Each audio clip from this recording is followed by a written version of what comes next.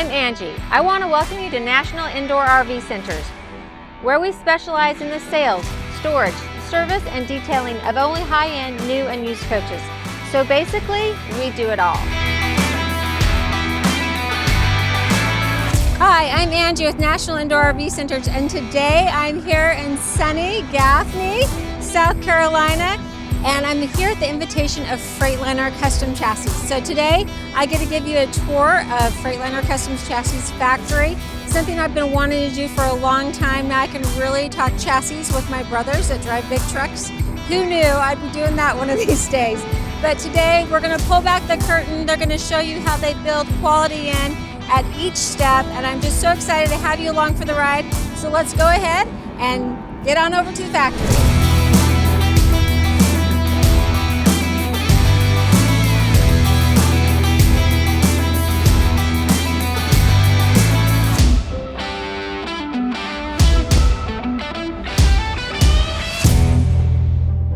Well, welcome to the main plant here at Freightliner Custom Chassis, and I'm honored to have two guests with me today that I think you're going to really enjoy having a little discussion with. So we've got President and CEO of Freightliner Custom Chassis, Jeff Sather.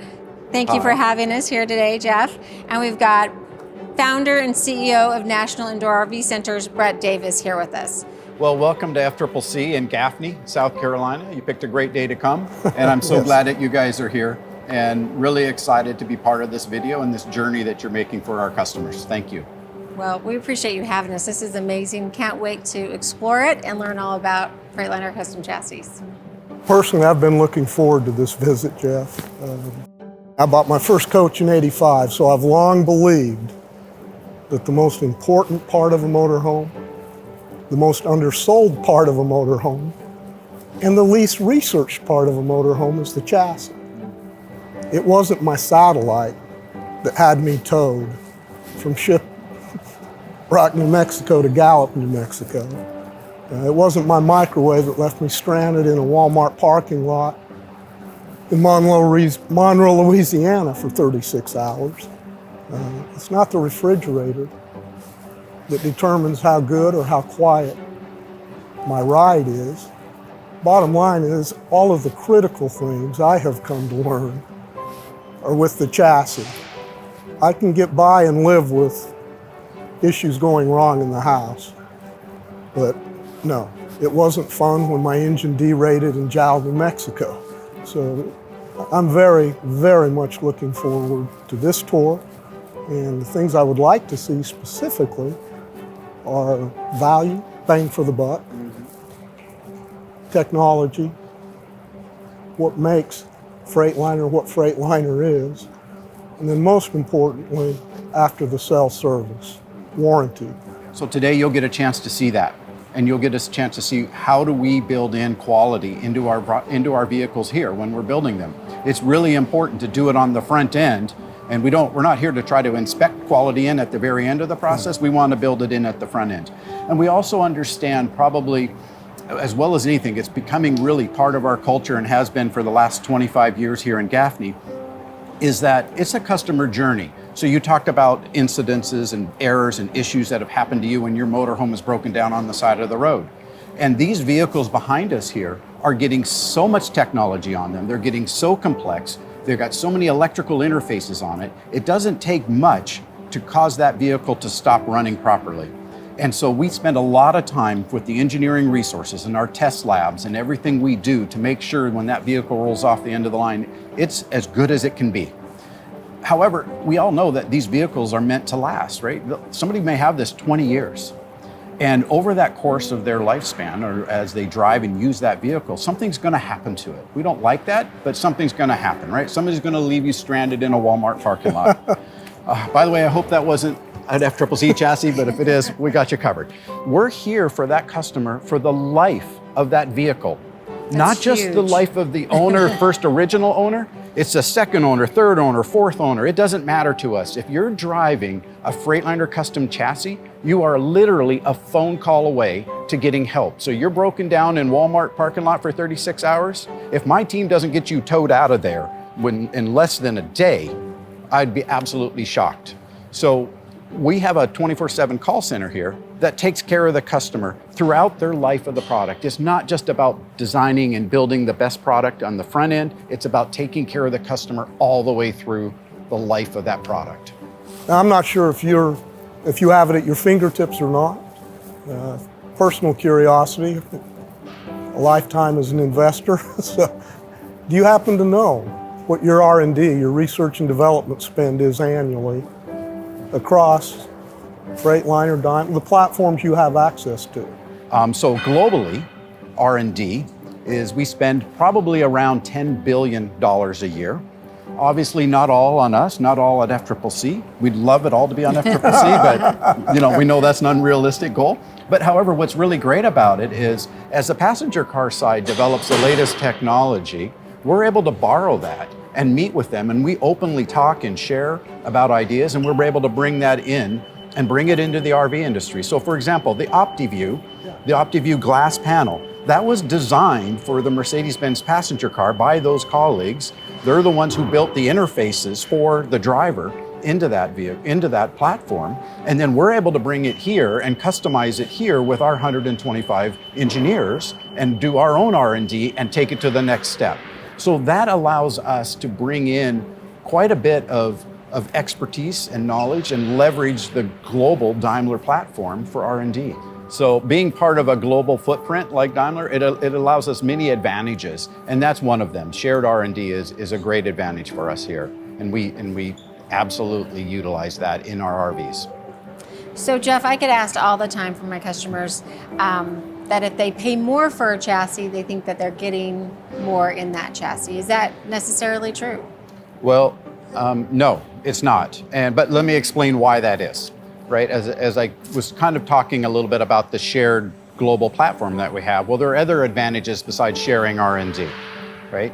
So when we as an organization go out and work with our partners, our suppliers, we're able to work with world-class suppliers, right, that have awesome and fantastic engineering services and at the fingertip and develop great products. And we're able to work with them. And then when we go to buy those products, if we just took a look just strictly in North America here, we may be going and talking to a supplier and asking them to quote a business for 200,000 units a year in North America. Wow. Right? Obviously, you just mentioned that the RV market is about 6,000, right? And we're the biggest chunk of that. So when we go in and talk to a customer or a supplier about pricing and value, we're able to negotiate down, on large volumes. And volume matters to suppliers. Sure. It really does. It allows them to get efficient and bring that to us.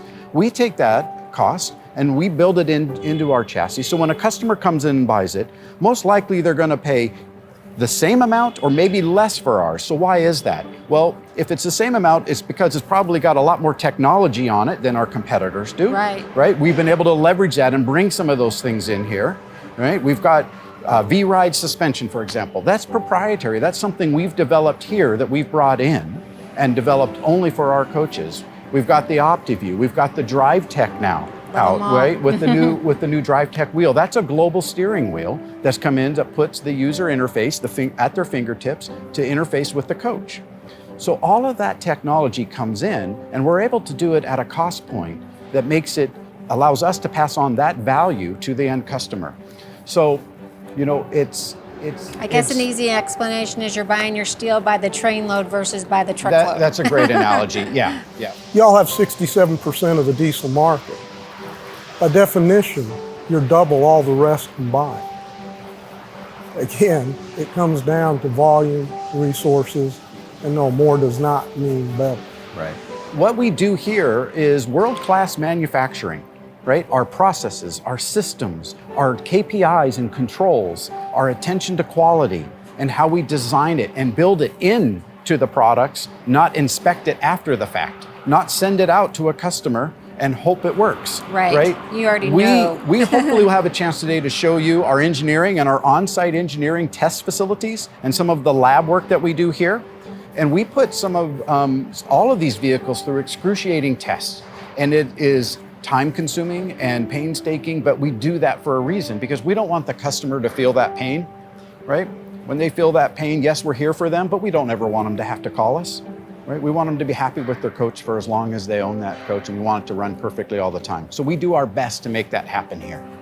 Well, I think you've just mentioned, so research and development, the value you get with Freightliner Custom Chassis, and what would be another reason that we want to buy a Freightliner Custom Chassis? Our staffing here. So we have 125 engineers dedicated to FCCC.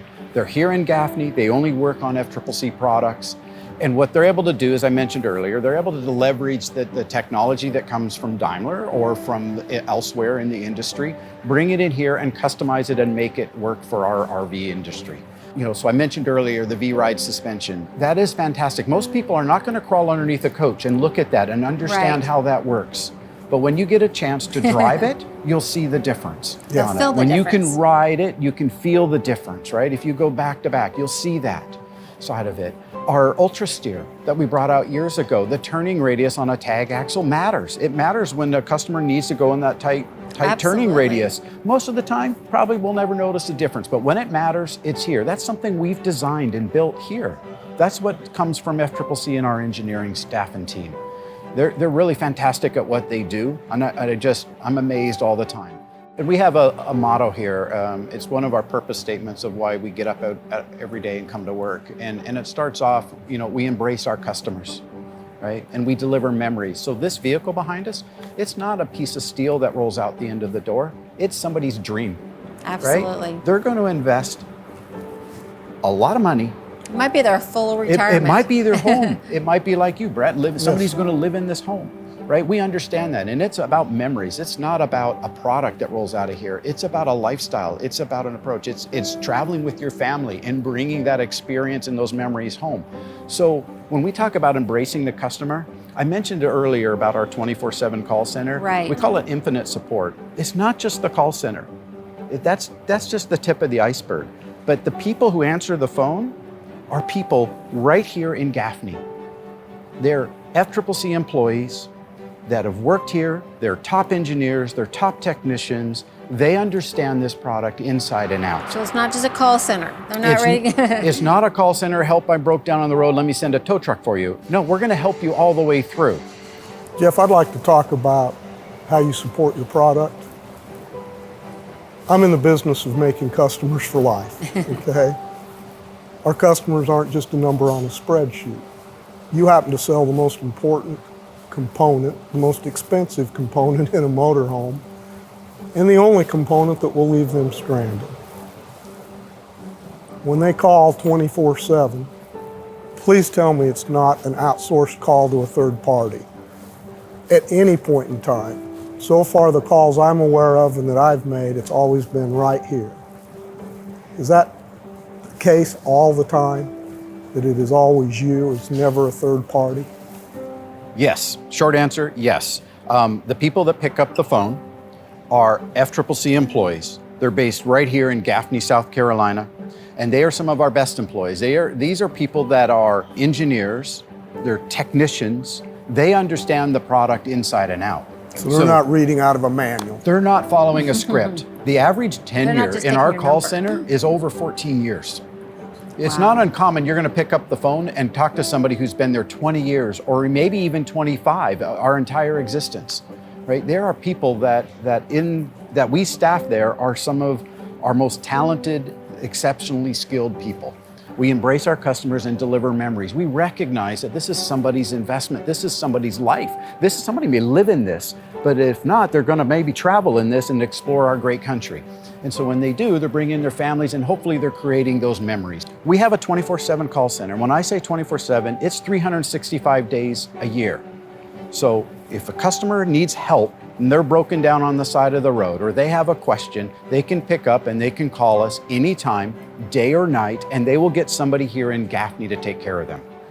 And that's just the tip of the iceberg. So we actually have what I believe is one of the world-class distribution centers in all of North America. I mean, it is exceptional. We have 10 parts distribution centers strategically located around the country. We've built this network up over the last 7 or 8 years.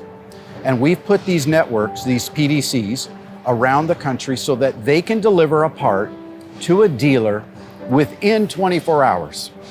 So if the dealer doesn't have it in stock and they need that part, they can quickly go online and order it. And then sometimes they order by 3 or 4 o'clock in the afternoon, it's there by 6 a.m. the next morning. When you're broke down and if the dealer doesn't happen to have the part, you don't want to sit there and wait 2 weeks to get that part in. We've got a network built up to bring that in to the dealer within 24 hours. So when we talk about infinite support, it's really 3 things for us, right? It's the 24/7 call center, it's the 450 dealer locations, and it's that parts distribution network that's around. And I think you'd be hard pressed to find that anywhere else in this industry. When someone buys a coach from us and they have to come back in for service, we're a one-stop shop. We sell, we service, we store, we do collision. And when you're a coach owner, that's what you want. You don't want to go somewhere only to be told we don't work on that, you need to go somewhere else. I appreciate the fact that you all, Freightliner, invested the money in mobile trucks and technicians that are on our property as often as needed, given our volume, and I live in it feels like it's daily. But I can't tell you the last time I had to deal with a Freightliner issue. As a dealer, servicing these coaches, the distance between us and the customer is 3 feet. They're on the other side of the service counter. And I appreciate the fact that 1,100 miles away in Gaffney, you're not acting like you're 1,100 miles away. I'm glad to be part of this industry. I think FCCC has a bright future ahead. I mean, we look forward about what's coming in this industry, and we talk about all the new technology that's coming, all the safety features, and let's not forget the alternative fuels and the alternative drivetrains that's coming. We're already into that. We're already looking at electric vehicles. We actually produce today electric vehicles in this plant that you're sitting in. I didn't know if you know that, but we produce electric vehicles today to go out in the vehicles. Are we going to get to see those today? If you want, we can show you something on that. Yep, it's public. We can show you that information. It's not on an RV, but the idea is it's the same engineers here. It's coming. Yeah, it's coming at some point. It'll be here. Whether it's electric or whether it's fuel cells or whether it's some new technology, the nice thing is that our engineers are ingrained with that. They're integrated within the Daimler global organization. So if it's happening somewhere in the transportation world, we know about it. We know what's coming. We know what's going to be in the future. So it's not only today about taking care of the customer and the products they buy today, but we're trying to make it better, safer, more reliable, build in that quality now. But we also want to make sure that customer is taken care of for as long as they own the coach. And when I say as long as they own the coach, I need to reiterate that it's not just the warranty period.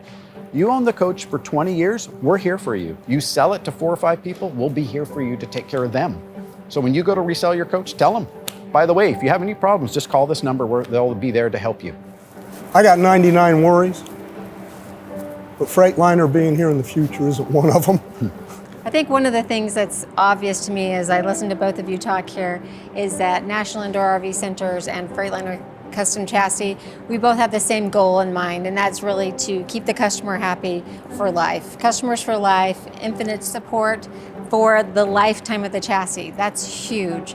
And I think that's why our companies align with each other so well, is because we really do want to please that customer. So I really appreciate the time that you've given us today, both of you, and look forward to what we get to see today, and let's head out and check out the factory. Thank you, my friend. Thank you.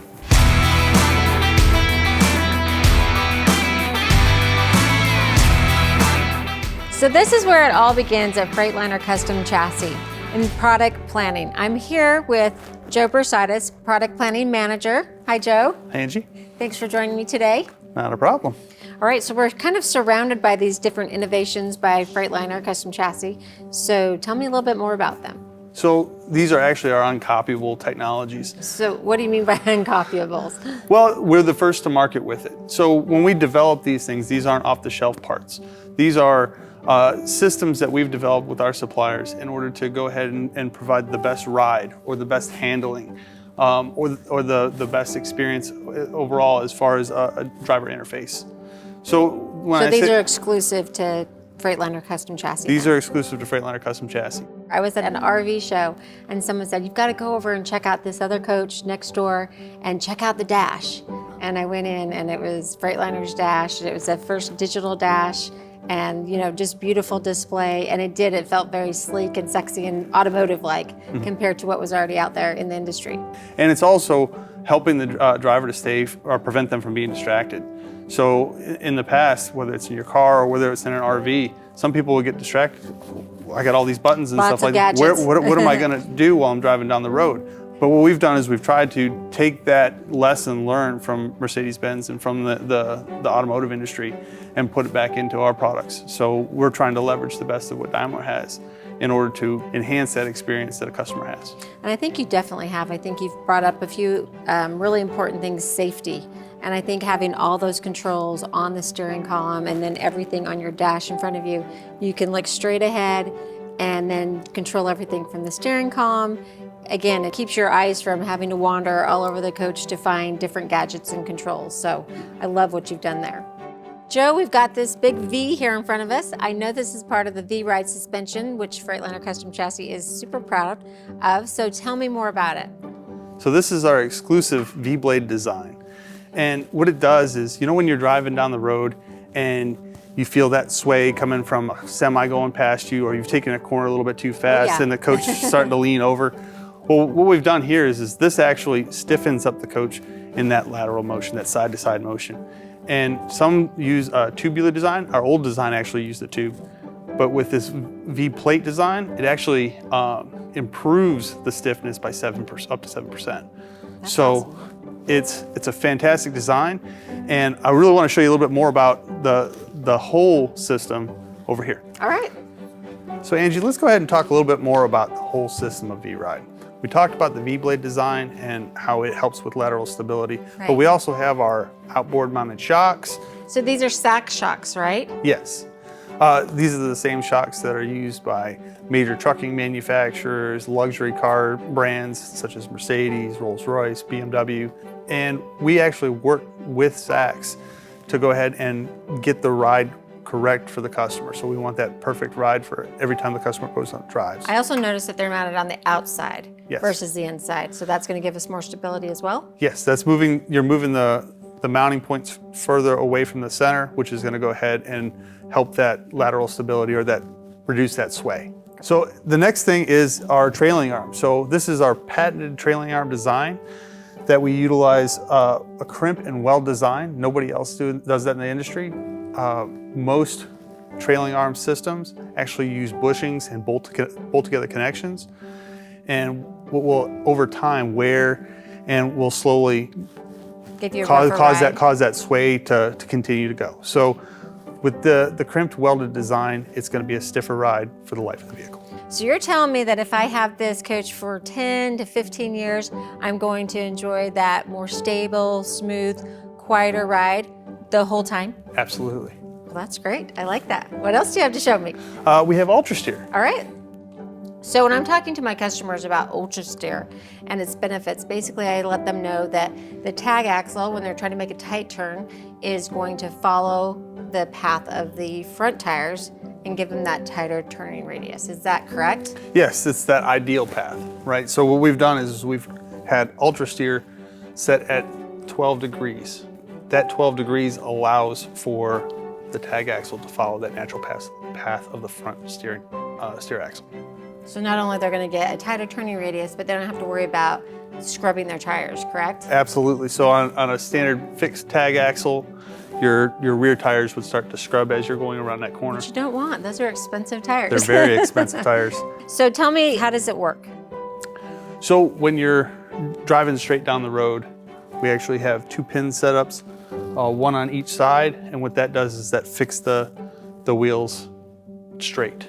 And then once you get below 20 miles an hour, it allows those pins To release. come back in and allow the tires to freely float as you're going through a turn. So it's only going to be when you're under 20 miles per hour. Yes, ma'am. So that's basically how that portion functions. Now what we've tried to do with the tag axle is we've created these wide beams to, again, create that stability. So when you have a tag axle, you're creating that extra weight capacity on the back of the vehicle. So you want to have additional stability just like we do on V-Ride. We have the outboard mounted shocks, sack shocks again. Yep, we like those. Those also help out with stability as well. So basically the benefits in a nutshell of Ultrasteer. Is a much tighter turning radius. So what we're trying to do is one, reduce tire scrub and get that turning radius down. All right, so what else do you have to show me? Let's go over to DriveTech. All right. So Angie, this is one of my favorite technologies that we've introduced. Mine too. I love DriveTech because one, it's brought a complete refresh to the driver experience. Drivers of the past would say, I've looked at these gauges, these are the same, the coach this year is the same coach that I bought 10 years ago, same placement and same switches, same everything. So what we tried to do here is we went and took something out of the automotive playbook. The S-Class, right? Mercedes? Absolutely. What we try to do is utilize all of the automotive components, and we've taken all of the driver distraction away from the driver. So on your old push button shifter, you'd have to go look down before you started driving down the road. You also had switches for your exhaust brake and everything. So you're searching, trying to find while you're driving. Whereas with DriveTech, we've taken all the controls and put them on the steering column, and we've put them all at your fingertips. And I love that. I love that I can my hands are here, they don't have to leave the steering column. And one of my favorites is your exhaust brake. So just to throw that down now that I know that it's on, or I can turn it off easy enough. And I always say, it just takes a little bit of getting used to changing gears here. But once you do it, it's so easy, and it's really a lot easier than looking over here. It becomes second nature when it's all in front of you. I think it just takes a little bit of getting used to for the driver because they're used to having the gadgets and gears all over the place. So you've brought it all into the steering column right in front of you in the OptiView dash. So it's much safer because my eyes are on the road now, not searching around me for all the different buttons. And we still have some of the buttons. So we have the call buttons, some of the other things that we didn't have on older coaches. We now have on our steering wheel, the same as what you would have on your automotive steering wheel. And those types of features are easy for someone to transition from their car to their coach. It's very natural because they're used to, most coach buyers have a nice car that have all these features on it already. So this is, again, they already know how to work it. Yep. Know to come to know and expect. So. And I love all your dash information that you can get right here. It's just super easy. And the other thing is that, like we mentioned before, when you're putting the engine brake on, some people are sitting there going, well, I don't know if it's on before I go look for a switch. But now it's displayed on OptiView. It tells you when you have your engine brake on, when you have all of these different things engaged. And the other thing that's really nice about OptiView is it was the basis or the platform for future technologies to be added. So you see a lot of safety systems coming into play, collision mitigation, adaptive cruise control, tire pressure monitoring. All of those things used to be individual aftermarket components that would get cluttered the dash all over. And now we have it all integrated into even our road watch. Absolutely. I love that. It just makes it easy, easy for the driver and so much more safe. Joe, thank you so much for spending this time with me and showing me the uncopyables by Freightliner Custom Chassis. I am now super excited to see how they're engineered. My pleasure. Thank you, ma'am.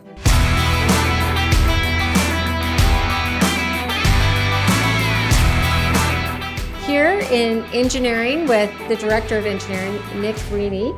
Thank you so much for taking some time with us today to give us some ideas of what you do with your engineer department to help advance Freightliner Custom Chassis. Okay, well, first, thanks for having me. But yeah, from an engineering perspective, our department is responsible for all the product development activities associated with the products that we make here in Gaffney. So from our RV chassis to our commercial chassis to our school bus chassis and everything in between, the engineering department here is responsible for all of that. So from idea generation to execution on the design to the product validation to aftermarket support, all of that is coming out of our engineering team. So basically everything starts here. You could say that. I mean, it really starts with our customers for the most part. What they're asking for, what they're wanting. Of course. All right, and I know that you've got a lot of cool things that you can show me here that you're actually working on right now, or things that you've done. Yeah, we just had a couple demos here on screen just to kind of visualize. On the left over here, we basically are kind of showing a typical CAD or our design modeling capabilities here. In this case, we have a rear engine chassis that is, every piece and part. Color coded for me. Yeah, I a little like color, that. yeah, just for colors. Now yeah. I just need little arrows to everything. So this is a typical rear engine chassis design for us, right? So we sell to a lot of different customers. But when we talk about the design standpoint, we really have to model in 3D space and visualize all the pieces and parts and components that go into this. And that helps us, not only with the body integration, as you see some visualization here with the subframe of a body as being applied to our chassis. The CAD tools that we use are some of the most sophisticated CAD tools in the industry, and we obviously put a lot of time and energy into making sure we have good representation of our data. Yeah, this is, I've never seen anything like this. So this is my first time, getting to be in the engineering department. All right, well, welcome. On the right-hand side, one of the bigger topics that we really take a lot of pride in is our product validation and our analysis and simulation capabilities. And so we just So had a what couple does that mean snapshots. when you say you're simulating? So you kind of test it here first before? Yep, almost. Yeah, it's kind of a test. It's a these simulations are complicated mathematical solutions on everything from stress and strain to flow diagrams to heat management on a vehicle. And what they help us do is help us make decisions on whether or not a product design is going to confidently work before we build it, or we need to make some refinements before we build it. What you're seeing here on this side over here is a lot of our cooling package simulation. So as a chassis manufacturer, a big part of our work is to do with powertrains. So we're always managing different powertrains. It's really one of our core competencies. And when it comes to managing powertrains, we have to figure out how to cool the vehicle with all kinds of different body designs with them. And that's expensive to test a vehicle. But you can test that all here. So this kind of gives you the ability to figure out those ifs and ands and buts without having to actually do it on the floor. You can test it here because you have such a great research and development. The simulations and the calculations, they'll just allow us to be able to do it in a virtual environment with a lot of confidence without having to build and test and wait for results and go through that iteration cycle. We can do it virtually, go through those iterations virtually, all kinds of different combinations, find the best solution and have a lot of confidence that the solution will work. And then you can go ahead and test it. Then we can build it and then we'll do a final verification. But a lot less error, I would lot think. less, a lot less cycles. All right, Nick, so how do you analyze, you've got this raw chassis, how do you analyze the frame rails? I mean, we talk about a raised rail chassis, and how do you know what thickness it should be or how much weight it's got to be able to carry? How do you do all that? I'm guessing that happens in your department? Sure, yeah, it does. And, some of the core questions that we have to ask is how is it going to be used? How much weight does it need to carry? How long is it? And really it gets down into the stress and strain diagrams that's going to be put on the product.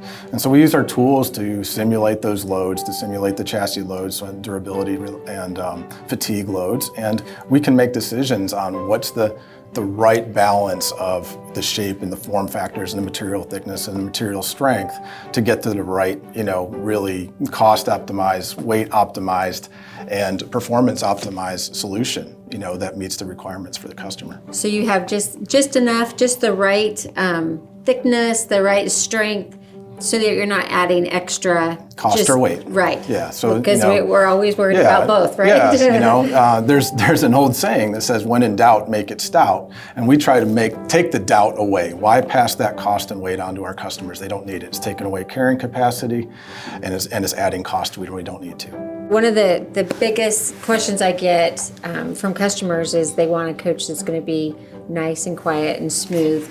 So what are the things that you do in your engineering to bring that kind of a chassis to the customer? Well, there's a couple items, right off the top of my head is the chassis structure itself has to be solid, so the torsional stiffness, the bending, all of that has to be in a really good place. And then we work closely with our customers from an integration standpoint to get to that right balance of stiffness, levelness, twist, and all of those things.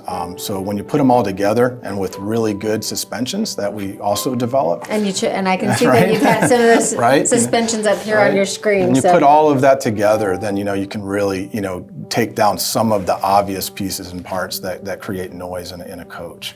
So Nick, what's the next thing that's coming for Freightliner Custom Chassis as far as innovation goes? Can you share any of that with me?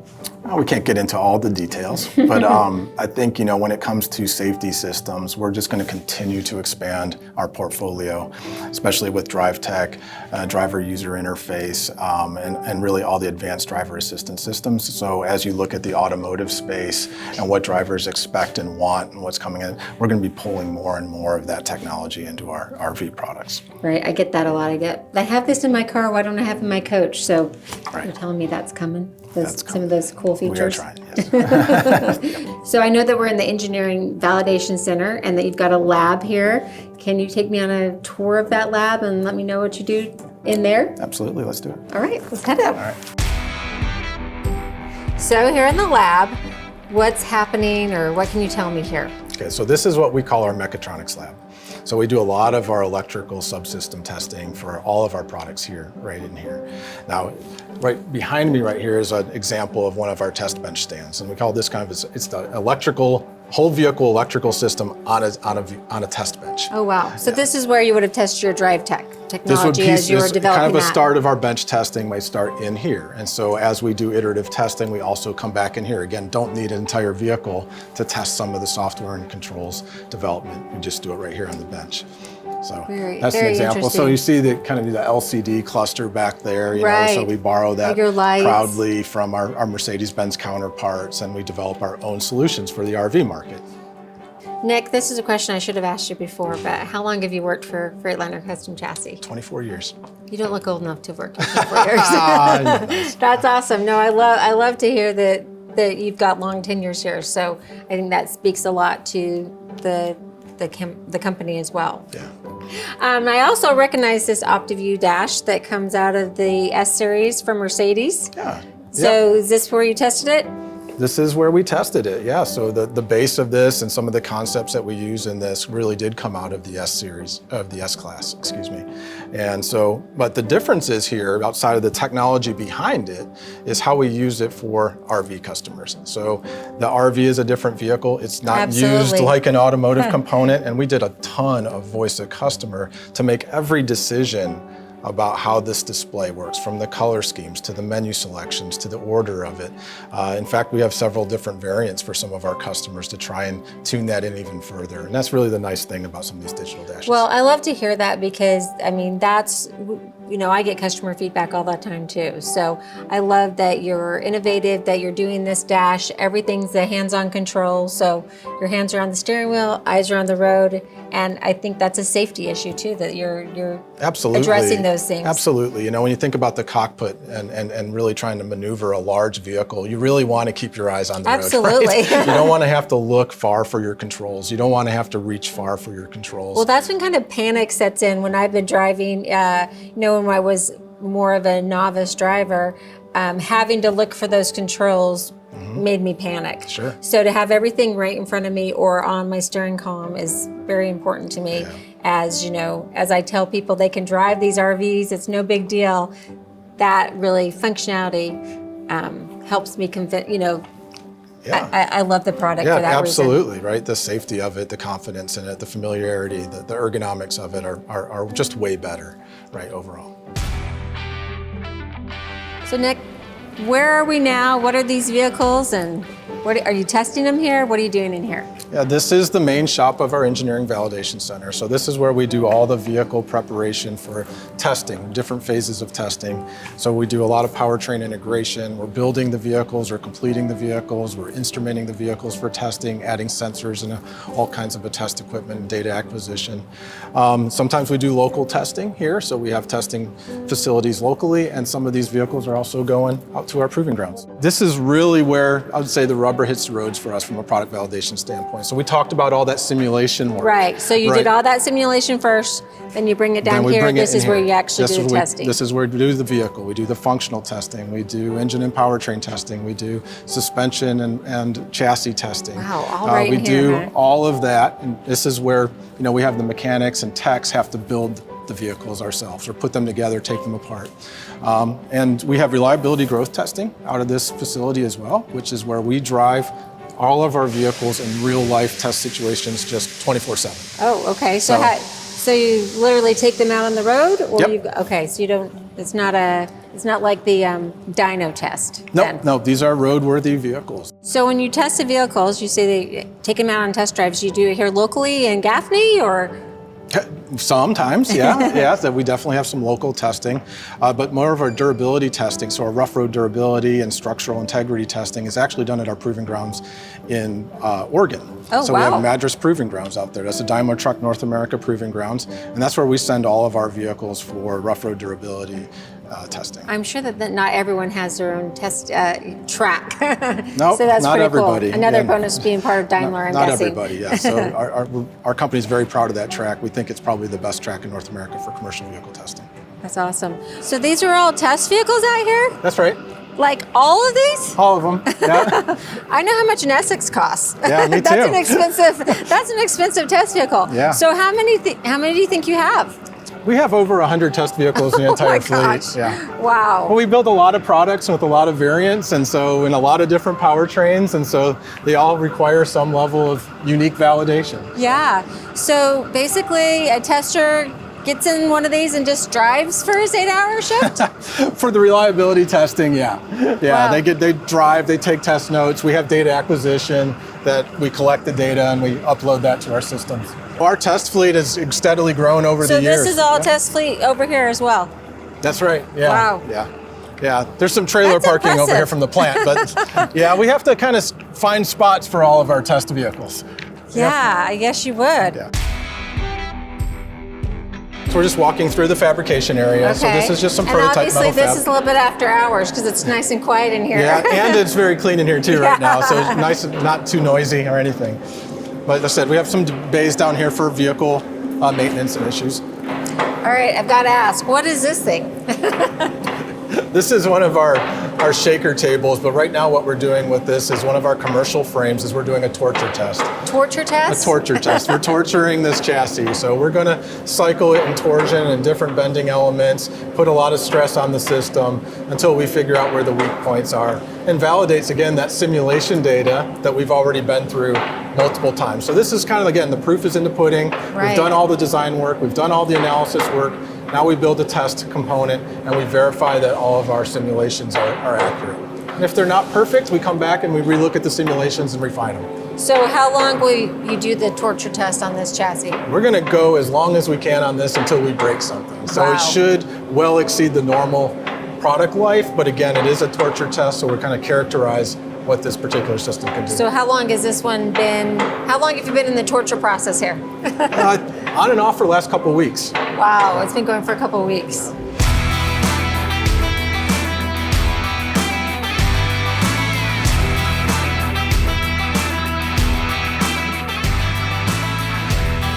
I'm really excited to be here in the Logistics Center. We're just about a half a mile down the street from the main plant, and I've got Timmy Maccabee here. And tell me what you do for Freightliner Custom Chassis, Timmy. I am a materials system tech. So That sounds pretty fancy. What is that? it is actually just a job where I monitor material systems and any system that pertains to getting parts from here to our main plant. Okay, great. And how long have you been with the company? I've been here almost 23 years. Wow, 23 years. That's impressive. Yes. So tell me what you're going to show me this morning. So today we're going to take a walk through basically the logistics center process. We'll show parts coming through the door. It'll go into the warehouse and it makes a big horseshoe, go through our kitting area and out the door to the main plant. Okay. Well, I'm excited for what you have to show me today. Let's go ahead and get started. I can't wait. Okay. So there's a lot going on right here. I see lots of moving parts. Walk me through how this works beginning to end, or at least let's get this part down. Yeah, so we like to call it controlled chaos, and that's what it looks like from the outside eyes looking in. So we're actually standing inside our receiving department where that chaos actually starts. So the dock doors that are behind you and behind these parts is where trucks will back up. We'll unload the freight. The ladies on the receiving floor, they'll check the So freight how in. many trucks came in last night? Last night, right at 22. 22. Yep. So how do you know where you start? Some of those systems that we talked about that we actually monitored, we have something called a tomorrow report.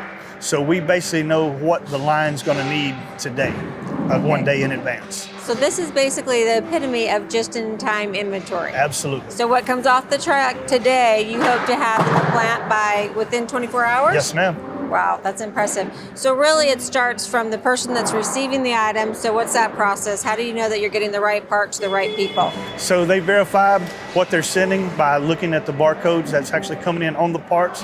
When they receive it, the printers will print out what we call a move ticket. That move ticket will have an address at the bottom, and that's how the material handlers determine where that part goes, which process it'll flow through. And we have a couple different processes. We call delivery process. We have bulk tugger delivery process and Florack delivery process. I know it sounds kind of basic. You're going to match up barcodes or numbers, but if you mess it up here, then it's messed up all the way down the line, right? Absolutely. So you got some checks and balances in place? Yes, we do, because you hit the nail on the head. If we lose that part, we may not see that part for a couple months, and it's very difficult for us to get out of a bad inventory situation. And you've got parts coming in from all over? We do, worldwide. Let's go check out that Tomorrow report system. I want to see a little bit more detail on that. Let's go, we have a great display. Okay. All right, Timmy, so we're here with the Tomorrow report. Talk to me about this, what you look for every morning when you come in. I'm sure this is the first thing that you look at, right? It is. Those 22 trailers we spoke of earlier. Right. So the Tomorrow report lets us know, and if we look at it, I'll try to guide you through it. The first row, the A22 part number, the third column over, the negative 62. Today we're going to be 62 pieces short of that part, but it tells us it's on a trailer to be unloaded here today. So these guys know this is one of the first trailers we need to unload today. So to put that in perspective, basically if you don't get that trailer unloaded, you're not going to have the parts over in the main plant, which, how many people are working over there? There could be up to 700 or 800 people out on the shop floor at one time. So they could be sitting there waiting for your part if your job doesn't get done. Yes, if we don't catch it here at the logistics center, there's a lot of potential for heavy downtime. And I love that it shows you daily what trailers first. Tomorrow you're good, but then the next day you're going to be short this part if you don't do that next trailer. So, right. It's definitely part of the 24-hour flow of trying to get parts in the logistics center and out to the main plant. Very important. That's really cool. So this is receiving, obviously super important to make sure we get all those parts received and in the right place. And then now what are we going to go to? We're going to go to our repack area. All right, let's go see that. So we're in repacking, right? Yes, that ma'am. Sounds like it seems pretty basic, but explain to me what you're doing here. So over here, we're actually repacking those parts that we've seen in the receiving process. Those move tickets we spoke about, they determine what repack process it'll be. When I say repack, part of those delivery processes earlier was flow rack. It'll either go in our flow rack. You said flow rack, and I didn't know. Flow rack, this is a flow rack? This is a flow rack tote, okay. Or our bulk totes, which are the larger totes you can see behind us. Okay, so those just are, again, barcoded, and they go where? These will actually leave from this area and go to our warehouse. So we provide minimums and maximums for the actual tote counts and the piece counts inside each tote, and that will give us our inventory numbers once it hits our warehouse. So Timmy, I hear that you have a zero waste to landfill program, which I'm pretty impressed with. Can you give me a little bit more information on that? Because I see a lot of cardboard here. What's going to happen with that? The cardboard and the plastic here, none of it will go to a local landfill. That was part of our initiative drive that we started probably 7 or 8 years ago, and I'm proud to say that we were the first DTNA facility to actually meet the zero waste. I think that's really cool. That's impressive. That's hard to do. So nothing goes to your landfill here. No, everything is either reused, recycled. It is. Now that I know what flow rack and bulk are, where do we go next? These parts will flow to our warehouse, and I'll be glad to show it to you. All right, let's go. Let's go. ASRS, that's where we are, right? That's it. What does that mean? Automatic Storage and Retrieval System. Automatic Storage and Retrieval System. Okay, explain what happens here. So here, we call it our warehouse. We put those totes that we've seen in the repack area. Our flow. The flow rack totes, and also our bulk totes. Okay, so we've got bulk right behind us. We do have bulk right behind us. He just picked that up? He did, that's perfect timing. So the bulk parts go in and out of here based on what a system we call DART. We'll talk about it a little later on, the Daimler Automatic Replenishment Trigger System. Wow, a lot of acronyms. Oh yeah, and it's a homegrown system as well, so we're proud of those employees who built them. But like I said, the ASRS, they're amazing. A lot of major distributors around the world use them. A lot of big distribution centers use them, some very well known. So basically, these are going to get loaded here, go up the machine, and then they find a home. How does that all happen? They not only find a home, they find a home very efficiently.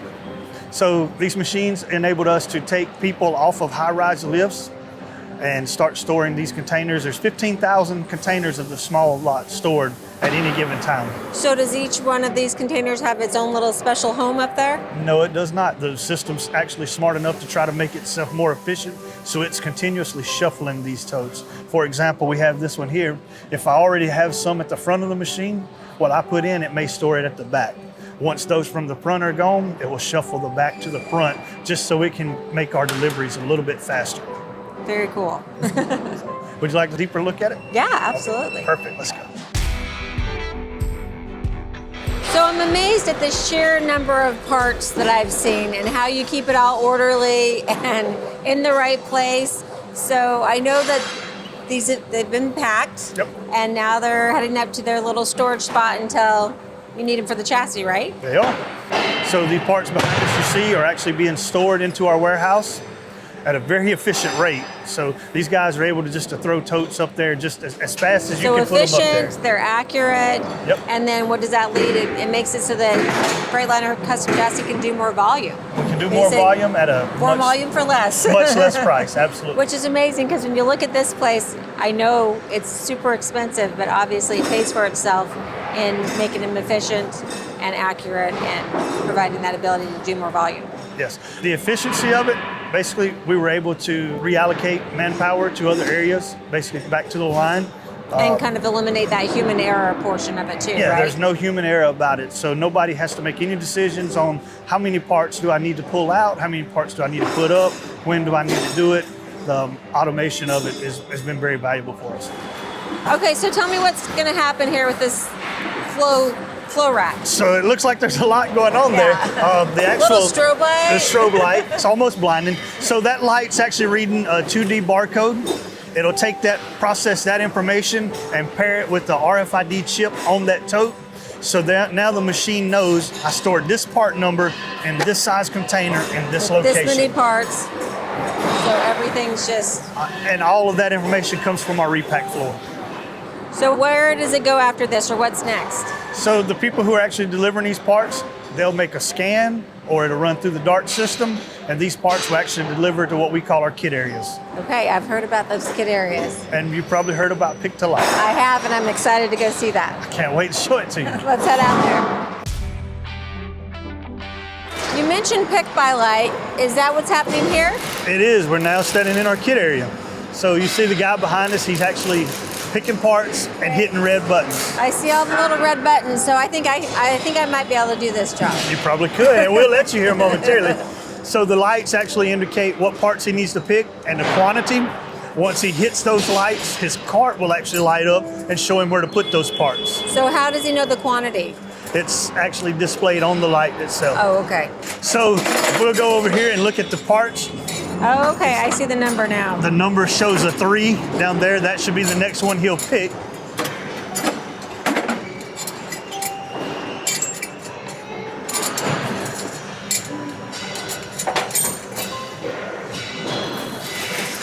So the process is you always reach in and grab first. That way you know that you have them. And then, so grab them out, then hit the light. And then you'll see these lights here. It told him to pick 3. Okay. He has 3 red lights, and it tells him which one. So each one of those levels represents one of our units at the plant. There's going to be some lucky assembler turn around and their parts just show up automatically. Wow, that's nice. Leaves them with less guesswork. It does. So what does this mean to our customer? So I want to go back to the number 3. Okay. So in the beginning stage, we can come through here one time. Well, now with 3, that's 3 chassis. He's do made 3 at one one time. trip through this kit area. He's picked 3 chassis. He's ultimately efficient over here. More efficient, more accurate, and again, volume. He's able to do 3 in the time it used to take him to do 1. Driven by you and driving the price down. All right, Angie. All right, I'm ready. It's your turn. So we're going to go through the process and let you actually experience pick to by light. I'm gonna do a chat. I'm gonna put the parts together for a chassis. You are. All right. So if you would, just take the mouse and click the light up button. Okay. And what's happened here is you actually lit up sequence 47, Okay. 48, and 49. So we turn around, we should have red lights, and we'll just push the cart through the area. Okay. So far, I'm killing it, right? You're killing it so far. Okay, right here. Right here. So I want to get 3 of these. Now I hit the light, You hit the light, and then. So then hit the light. you confirm with that light. So now you're on to the next one. Okay. Okay.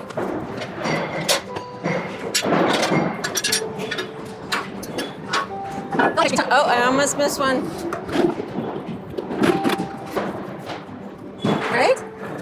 Oh gosh. Okay, it's a little trickier than it looks.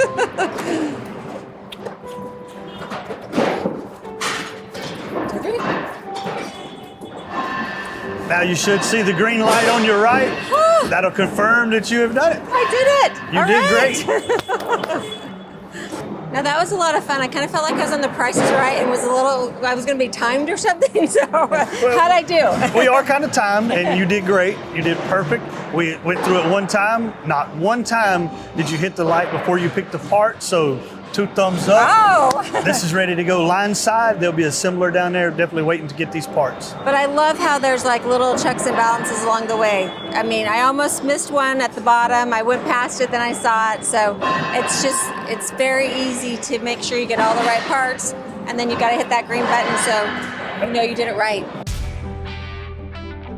So Angie, we're surrounded by kits now. All kinds of kits, right? Over 500 per day usually leave our facility, and we deliver them directly to the lines. So looking at right here, this is actually one of our engine trim kits. I know we didn't get to go to that area, but you're going to see a lot of those later on. I'm looking forward to that. And there's a lot of different parts on all of these kits. So these parts are specific parts that our customers have requested. Our big word in our name is custom. Custom. So each one's going to be different, and we have to make sure that we put the exact match for every customer on each kit. And it just goes to that quality, your accuracy, and the reason that you're able to do the volume you do is because you've got such efficient processes so that, again, you can drive that cost down and produce more. Which makes it driven by you. So we built the kit. Now what's going to happen? We have built the kit. Not only have we built the kit. I built the kit. You built the kit. We have walked all the way through the entire robust process that we have here at the logistics center, and now it's time for these parts to get shipped to the plant. Because they're waiting on them to build some chassis over at the plant. So They are waiting. I see we've got a little countdown here. You Explain do. that for me. So a trailer leaves every 15 minutes, whether there's 1 pallet, 10 pallets, or 100 pallets. Those pallets are going to leave. Our next truck will be leaving in a minute and a half. So these are the kits that are all ready to go, and they're going to load them on the truck and head them over, send them over to the plant. Absolutely. All right, so we're done here. We're done. Well, thank you. This has been really cool to see and amazing what Freightliner has built here. This is a fairly new building, right? 2018. Very impressive. We're glad you came. Thank you.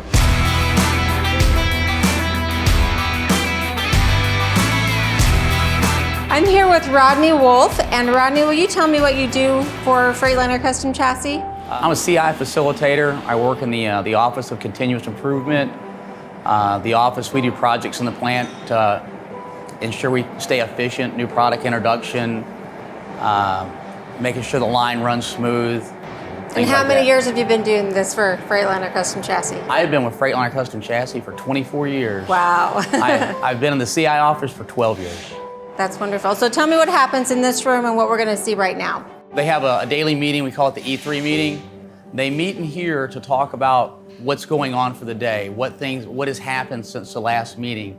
Are we going to have any problems? If we foresee any problems, where do we stand on manpower? Where do we stand on parts? And the idea is that if we're going to have a problem, they initiate problem solving now, so later on it doesn't affect us. Well, I know at National Indoor RV Centers, we always do a similar meeting every morning at all of our locations, kind of get everyone on the same page and working in the same direction, and everything seems to go smoother when you meet like this. And you do it 3 times a day. 3 times a day, every day. They even, if they work on the weekend, they meet. Wow. Anytime. It doesn't matter what's going on, they still meet. give me an overview of what we're going to go and see. When you get out in the plant has 3 production lines in it. Line 1 is the school bus line that produces all the school bus chassis. Line 2, the RV line.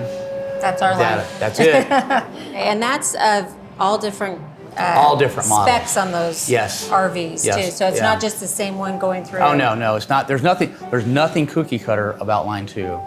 So on your RV line, I know that you produce up to 70% of the diesel chassis, which is over double the other manufacturers. So it's very complex. Lots that goes on in that line, correct? Yeah, it's real complex. We can have so many different units on the line at one time. You can have 8 different units on the line, which means there could be 8 different models, could be 8 different customers. They're wanting these. And when we train people on line 2, we let them know that there's nobody that builds more of these than we do in any given day or any given year. And then line 3 is the box van line, which is if you have a UPS truck come to your house, the chances are chassis. If Amazon delivers. Amazon delivers, you're probably right. If it's in a new box van, it's probably on our chassis. All right. Well, let's go take a look. Let's do. So there's a lot going on here, Rodney. Tell me what's happening behind us. Right behind me is the beginning of engine trim. We have one engine line that processes engines for the whole plant. The engines come in, they're taken out by serial number, they're set up on the table, they marry the transmission to the engine, put on motor mounts, then it's loaded onto a cart. The key thing when the engine comes out, they put the motor mounts on and mount the transmission. So this right here, this is the. That's right. The motor, They'll fly the transmission. Oh, they're flying an engine and a transmission. The gas engine's done there, and the diesel engines are done on the other side. So this is your favorite part? This is my favorite part because, number one, because of the process of all the cool tools, but the neat thing is the kit cart that comes with the engine. The kit cart is packed down the street at the logistics center, and what it allows the assembler to do is it allows the assembler to focus on their work. So when the engine comes, the cart comes. Everything comes, the parts are all there. There's no guesswork. There's no guesswork because it's such an accurate system. When they pick the parts, they send them down here. The assembler doesn't have to guess. They don't have to look. They get their parts, they assemble them, and it moves on. And it removes a lot of the, I want to say the decision process, because an assembler knows the engine's here, these are the parts they put on. Because the engine moves up the engine line, the cart is full. And when it gets to the end of the engine line, the cart is empty. So when the cart's empty at the end of the line, we know we're good. So where are we going to go and see next? Next, what we're going to do is we'll work our way through the plant, and we'll wind up over on the RV line and start down the RV line. Okay. Tell me about these engines back here. The ones back there, the one they've had the hoist hanging, the transmission on it, that's going to be a motorhome. Okay. That's an ISL. It's a Cummins ISL. So how can you tell that's an ISL from back here? 24 years. 24 years of looking at engines and fittings and transmissions. Oh, good. So I get to quiz you all day? Yes, you can quiz me. This is the torque tool, right? Yes. It's a DC tool. It's a smart tool. Okay. And what happens is that's the tool that makes you follow the process. They scanned it in, they know that serial number for that unit is associated with those torque values. So it scans when the engine gets to this point in the line? They scan it in by hand. Okay. And it tells the tool what torque it's supposed to be. So when they go to put the hardware in, they put it in a specific order, and it goes to a specific torque, and it keeps a record of that torque for the life. So I'm guessing those are pretty pricey tools. Very, very pricey. I think that one's $30,000. One tool to do one specific job. And the reason they introduced the smart tool is because if you take away the guesswork, and the accuracy rate of the DC tool is so great.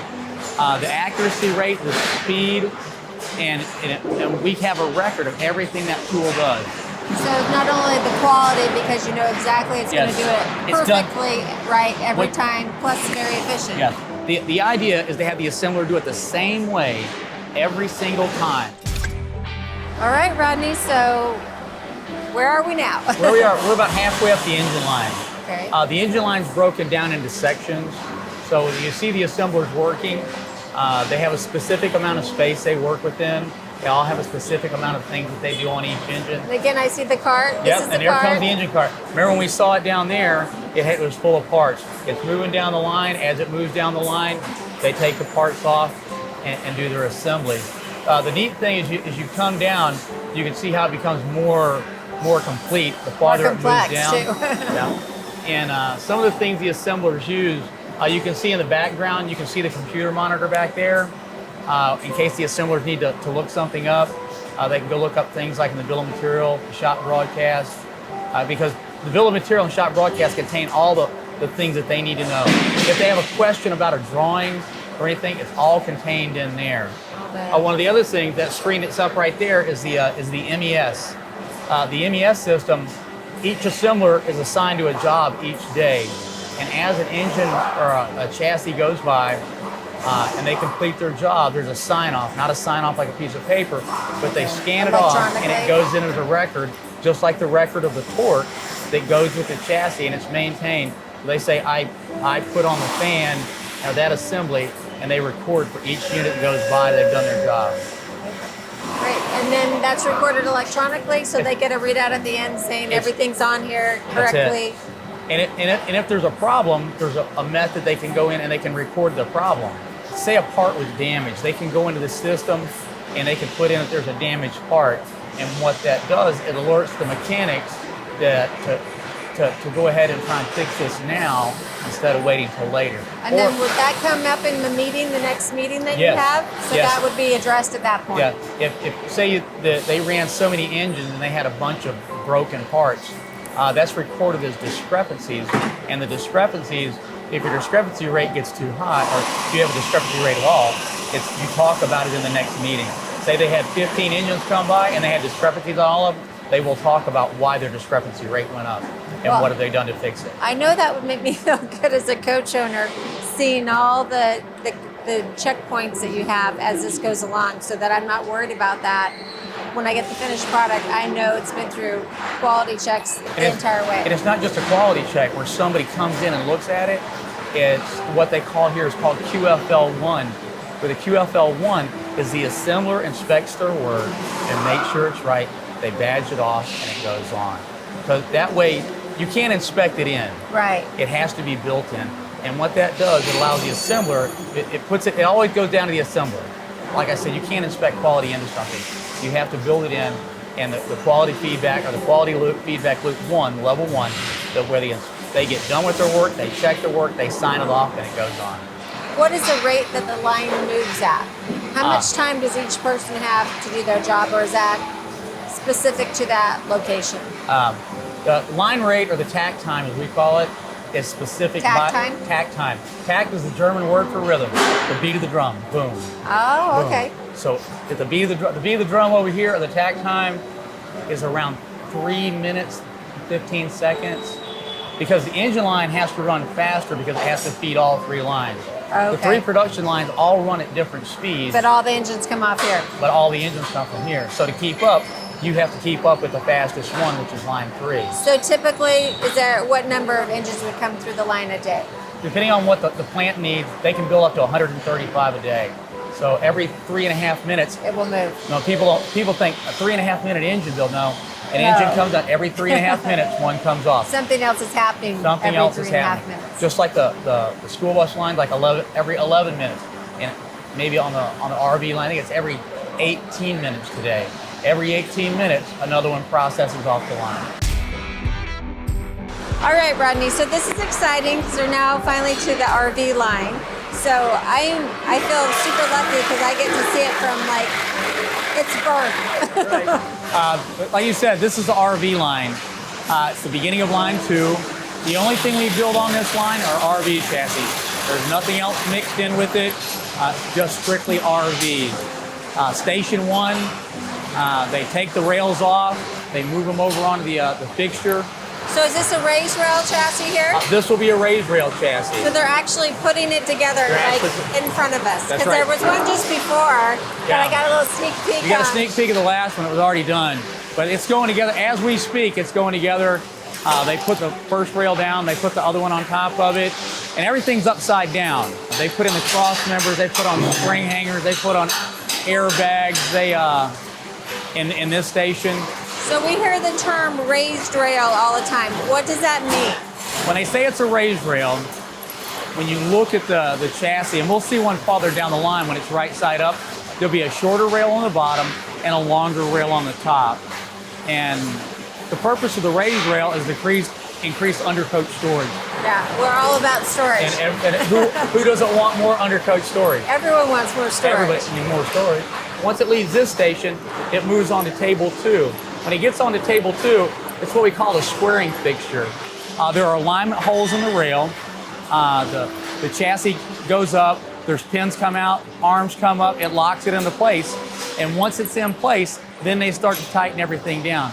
Because if you don't do that, what'll happen? That's not square. Yeah, Your foundation is off from the get-go. Yeah, because if we don't send it out of here square, when they go to put the body on it, then there's another problem.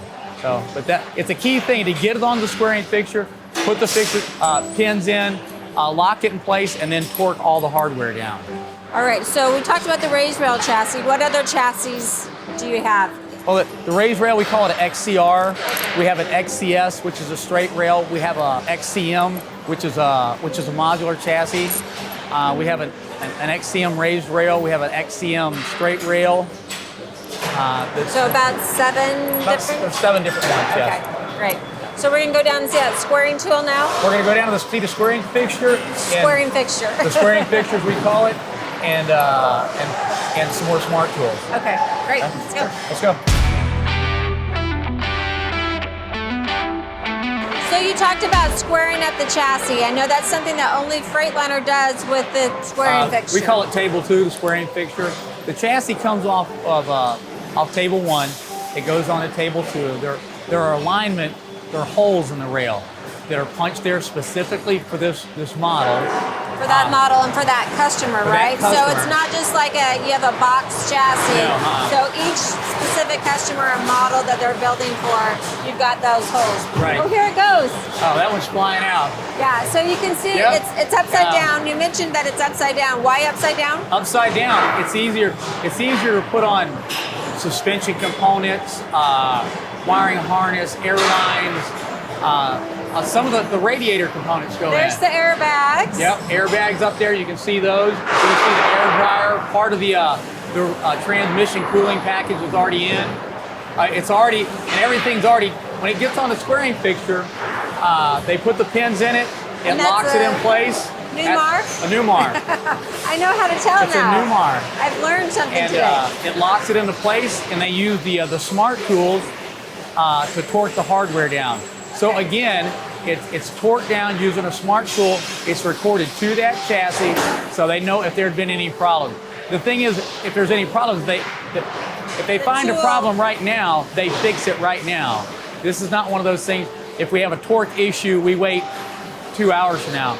If they have a torque issue, they fix that torque issue right now. You can see why that would be important to do, because pretty soon this is all going to be underneath the house and have everything. You know, it's the inside of the RV basically. And you talked about the importance of getting it square. The importance of getting it square is, like you said, a good foundation. But one of the other things they do is there's a sequence they're supposed to follow using a smart tool. There's a sequence to tighten things to make sure things come up straight. And it moves up, and once it moves up onto the next station, like I said, upside down, it's easier to put the wiring harness in, power steering lines. So how long is it upside down? This whole line? Oh no. When does it turn? It'll go 4 stations. Okay. There's station 1 and 2. It comes here where they do the wiring harness, the hydraulic lines, heater hose, ABS harness, things like that. Then it moves into axles. Once it receives both the axles, right after it goes out of axles, we turn it over and it goes down the rest of the line right side up. All right, so we've got our smart tool right here. This is our box that records everything, right? This is a control box for the smart tool. It controls the tool. The neat thing about the smart tool is it goes on. When the assembler uses it, they pull the trigger, the tool activates, and if it achieves torque, when it achieves torque, the light turns green. If it doesn't achieve torque, you'll get this light. Okay, so if they didn't do it long enough, so I You pick it can pull up. it. Sure. It's still pretty heavy. You can Well, see. it's got the counterbalance on it. Yeah, Imagine trying to use it without the counterbalance. No, that'd but be- it does, they do it like this. Number one is to keep the tool here so we know it's for this spot only. And the other thing is it's counterbalanced because of the weight so the assembler doesn't get tired out during the day. But like I said, they pull the trigger and it knows which chassis it is. But the thing This is, is all programmed in. it's all programmed in. This tool is set up to do one thing and one thing only. There's no guesswork. It doesn't go anywhere else. It does this and it does Is it that. perfect every time? What it's supposed to be. Every time. All right, so you've got more to show me down We've the got a line. whole lot more Okay, to show let's you. go. Let's go. Here we are in the torque tool lab. I'm sure there's a lot of important stuff that happens here, so I'm gonna let you take it from here. All the smart tools out on the floor, all the hundreds of torque tools, all the tools that are out on the floor, air tools, battery powered tools, are all have to be maintained. They all have to be set. They all have to be calibrated. And this is where it happens. They have set schedules where they come in and tools have to have a regular PM.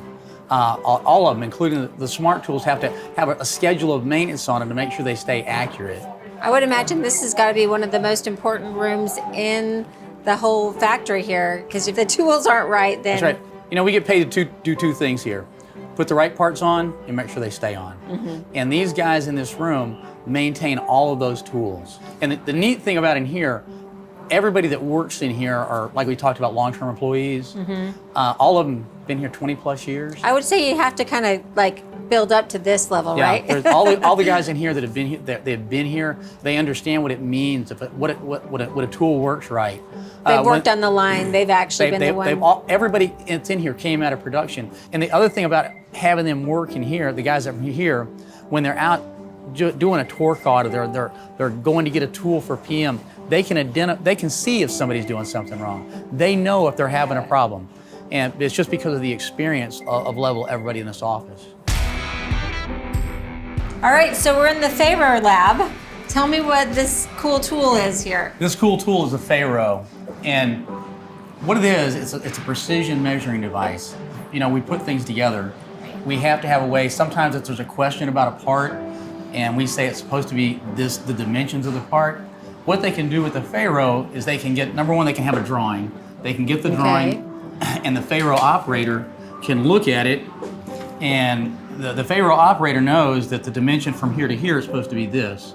And So when he just puts that little angle right there, that that's little what you're angle talking right about. there, he can input this into the computer and he can measure from here to here to make sure it's correct. Wow. And You what wouldn't want me doing that measurement. yeah, it's really kind of neat. It's kind of high tech.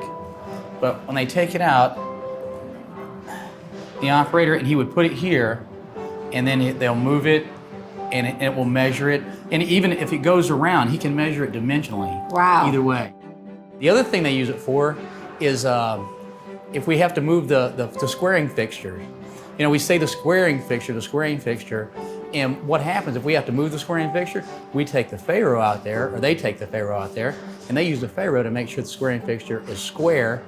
You know, it's level and it's square. So you know that your squaring fixture is square. Absolutely square, which That's right. is so important. Because we keep touching on that, but it's one of those things. If we do it right here, it's going to be right there. One of the many things they do is parts come in. They do specific quality checks. It's not to say that anybody's. So apart from an outside vendor. An outside vendor comes you want to in. make sure that it has a. And say it's a new part. A new part comes in. When a new part comes in, it'll come through here. Okay. When it comes through here, everybody can say, our part is correct. We send it to you, but what they do is they bring it in here and they can check it with using the Pharaoh to make sure it's right. That's really cool. I'm sure that also helps you if you ever have a part that on the line where you're having a problem with a specific part. I'm sure this is part of the where you diagnose that issue. If there's a problem out on the line and it's a fitment problem or something like that, they will bring it in here and check it. And they can verify within a short period of time, awesome. whether this part's right or wrong. And that way we can actually pinpoint it, stop it, and get it corrected. That's right. And the other thing is when you start looking at parts, you know, how many parts do we have here? And then they can go through and they can start checking parts. Was it just a fluke bad part? or is it a whole run of bad batch. parts? Yeah. Because we don't want to pull a bunch of bad parts on. So the idea is that we bring them in here, they check them, and get them to the line. Rodney, where are we now? We're at Axle Install on line 2. And this is where they install the axle from above. Remember the chassis is upside down? Right. They install it from above. The reason we install it from above is, number one, it's easier.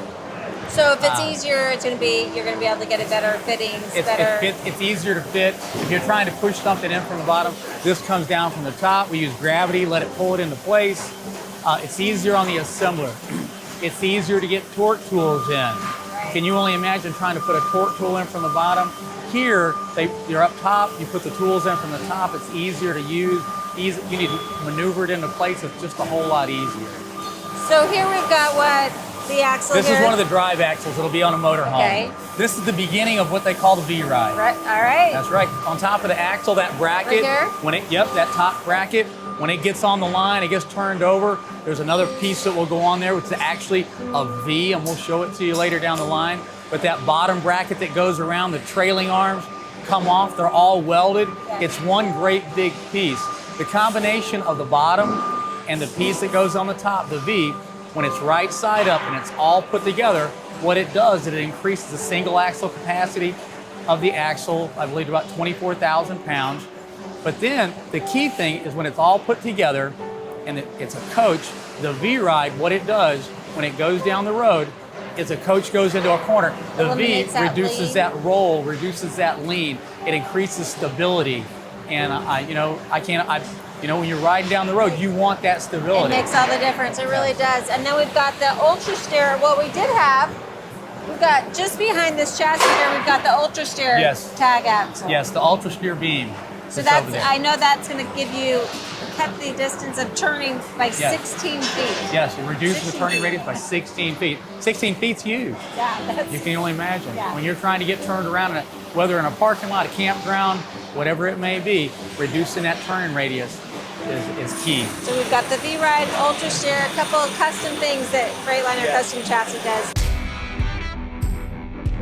I'm sort of excited because I get to see him roll a chassis, right? Yep, right here. We're at rollover right now. And what happens is chassis moves up into station. Once it moves up into station, the assembler has a set of straps they put around it. They pick it up. When they pick it up, they roll it over. Once it's rolled over, they move it forward just a little bit. They take the fixtures off and turn it into axle carts. They set it back down, and once it's set back down, then it progresses on down the line.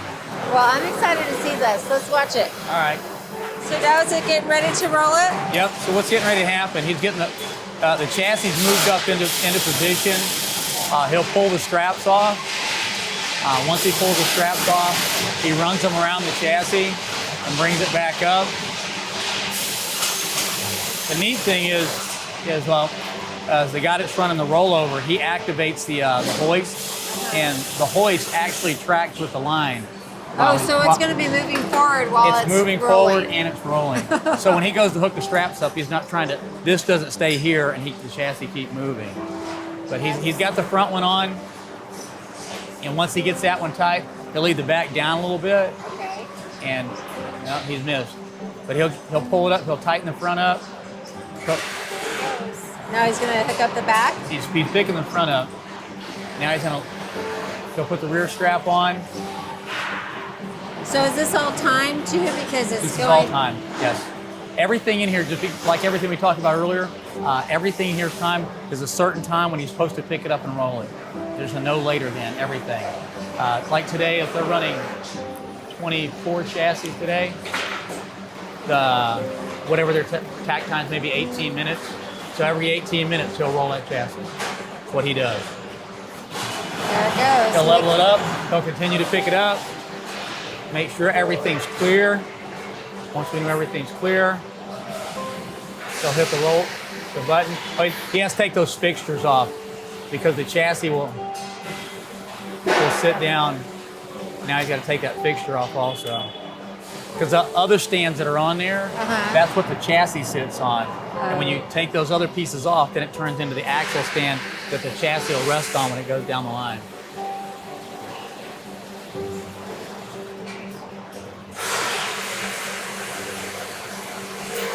rolls it over. Wow. No matter how big or how small, they all get rolled. How much does that weigh? If you had to guess. 12,000 pounds Oh gosh. without an engine. Wow. And they made that look easy. That's it. It's quick. It's very efficient. So I see we have another big smart tool here. Yes.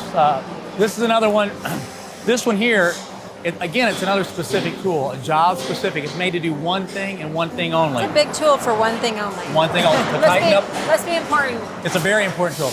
It torques a castle nut or a castellated nut. And what happens on not this unit, but on units that take the castle nut, the unit comes into station. They put the castle nut on. They put this tool on there.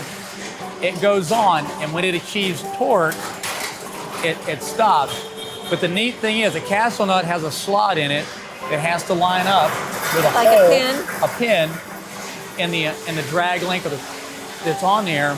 And what this does is there's an electric eye, and it continues to turn it. So it's real accurate. So it gets into position, it achieves torque, it lines it up, and they put it in. That way there's no chance, because the problem with a castle nut is if you go to put a castle nut on, you can spend all day trying to get that lined you can up. try to get it to put it in, but if you make a mistake, accidentally turn it the wrong way, it can loosen it. And this is your steering. This eliminates that possibility. It completely eliminates it. It goes on, it turns it, it achieves a position, puts it in, and because on a unit they'll have 4 castle nuts. So you know that all 4 of those castle nuts that went in, you put the cotter fit in, it was torqued correctly, it was turned right, you should go. Precision, accuracy, every time. time. Love it. Not just on some. On every chassis that requires a castle nut, we use this and tool. which chassis require a castle nut? The ones that require a castle nut. A castle nut. A castle nut or a chassis with a beam axle. Okay, so not your independent front suspension Now, IFS chassis. doesn't get it, only the beam axle. Rodney, I'm excited because I get to see the engine actually go into the chassis here. Yep. So tell me about that process. What'll happen here in a few minutes? They'll pick the engine up. They've already connected to it now, and what happens? The engine is brought over from the engine line as they need them. They're tugged over here, and once they tug them over, there's a little bit more prep work that has to go into them, called more subassembly work that they do, and as they do the subassembly work, and then when the chassis is in position, they pick the engine up and install it. They should be getting ready to go any second. Now, let's talk about this right here because this is pretty interesting. So all these lines that they have going into the chassis, these are air lines? These are air lines. It's actually called the airing station. Oh, there goes the engine. Okay, let's watch this. Flying. They got hooked. They're flying the engine down for the install. Watch that go into place here. Yep. They've got it going straight now. As it starts to go down, they'll set it. From the time they set it to the time they're done with it, it's probably, they're doing like a 19-minute tack time today. They'll be done in like 15 minutes or so. Put in it only takes them 15 minutes to actually just lock it into place. They put it in, install the motor mounts, do some basic electrical connections, a few maybe power steering lines, things like that, and then they walk away from it. It looks like it'd take a lot more than. Yeah, considering if you tried to take the engine out of your RV, how long it would take. Oh, yeah. It goes in a matter of minutes. So now we've seen the engine go in. Yeah, the engine's gone in. Once the engine's in, they're continuing to do connections on the engine, like power steering, some basic electrical connections. The next thing in front of it, as we move farther up the chassis, they're doing all the airline connections on the front for all the air brakes, air systems, airbags, whatever it may be. Here I see we've got some steering columns. The next thing that we're going to come up on are driver stations. The driver stations are all part of the DriveTech system. The driver stations go on here. As it moves on up, they finish up the rear airing and wiring. Here's all of our air tubes I see. Yep. Pretty color coded over there. All nice. Yeah, all the airlines, that's where they store all the airlines when they need them. But on the back, they start finishing up the connections on the rear, connecting to the rest of the brakes and things like that. As we come on past here, we're coming up on a thing called Q Live. If they're working on a chassis and they find a discrepancy, they enter it into this system, and it automatically relays it back to the team that might have created that discrepancy or that problem. So and they know immediately. So many checkpoints. Yes, they know immediately. It's not like we're going to find out 2 hours from now or 4 hours from now. What happens? It goes into this system. The team's notified. They know to look for correct the problem back there, and to get this system to stop. They know it has to be signed off. You're made aware of it, so they go ahead and take care of it right there. So that won't move forward until. That's right. This discrepancy, whatever, it will not. They can't enter nothing else. Wow. It makes them go in and do the same to check that right now. And it's so much easier to do it that way. Right. So much easier. It's immediate feedback for the teams as a chassis is coming down the line. There's nothing worse than a chassis gets down here and you say, "Oh, I heard that you got something loose down here." You know immediately, and it moves on up. It comes in. They put the tires and wheels on. So I'm guessing this is where your Army experience comes into play? This is it. It looks like it's a military tool. It looks like a military grade tool. It's another smart tool. Wow. What we use this for is to tighten the lug nuts on every unit that comes down the line. It's got 5 lugs on it. It's called a multi-spindle. Okay. Multi-spindle means they can tighten 5. When they tighten, it runs them down, and then it achieves torque. He pulls it off, he turns it, puts it on, it runs it down, it achieves torque. And what happens, it keeps the same thing. Of all the other smart tools that we've had here, same thing. It goes in, it keeps a record of the torque that went onto those lug nuts, 475 foot-pounds. Wow. Yes. And it does it probably like that? It's a whole lot faster than using a wrench, I can tell you that. One time I was given a tour, and they asked, "How do you tighten your lug nut?" And so we took him down and said, "Can we take a picture of this?" And they took a picture of it, and we explained why it works.